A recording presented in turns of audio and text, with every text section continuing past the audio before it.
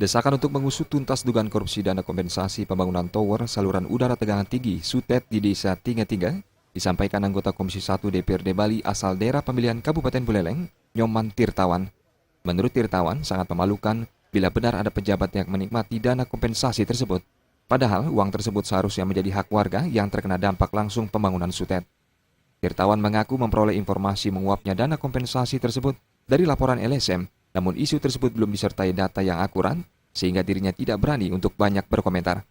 Apapun, siapapun, kalau sudah korupsi, ada indikasi, saya mendorong pihak yang terkait untuk mengungkap ini secara terang-benderang, sehingga masyarakat tidak lagi disajikan dengan kasus-kasus korupsi yang notabene bisa membuat demotivasi masyarakat ataupun tidak percaya kepada penyelenggara pemerintahan. Tetapi bila aroma kurang sedap tercium, hendaknya pihak-pihak tertentu berani terbuka dengan menunjukkan data yang akurat, sehingga dugaan semacam ini bisa diproses secara hukum.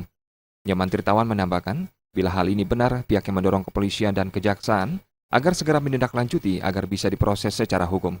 Halid Sidi dan Angga Ratana, Bali TV.